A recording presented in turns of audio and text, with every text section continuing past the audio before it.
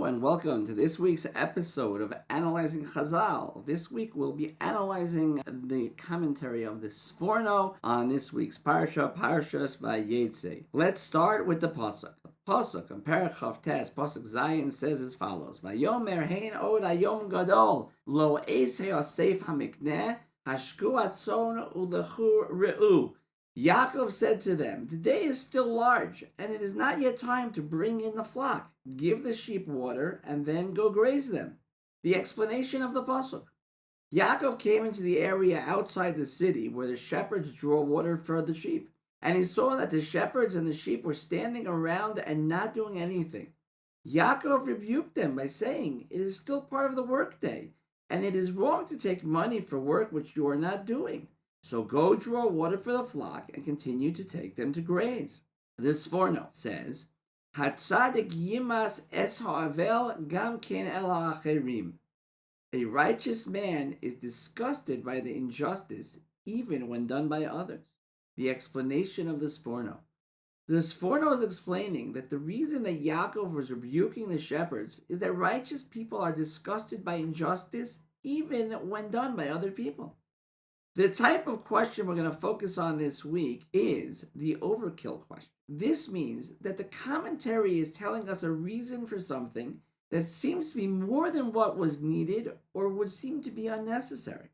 Well, let's stop for a second, and with the information you have now and the type of question we are working with, can you come up with the question yourself? Okay, here we go. Here's the question.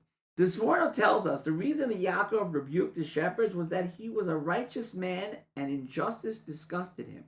They were doing something wrong, so Yaakov did the correct thing and rebuked them. Why did the Sforno have to tell us that Yaakov was disgusted by their actions? And the answer, as we always say, the answer comes from within the question, which was, why did the Sforno have to tell us that Yaakov was disgusted by the actions? It would be enough to tell us that they were doing something wrong, so Yaakov rebuked them. The answer is that in truth, until a person is disgusted by an action a person is doing, he will not rebuke them.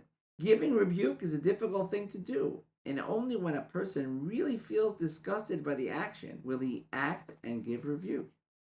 The practical application. Knowing when and how to give rebuke is a difficult thing to know and requires asking a competent posek.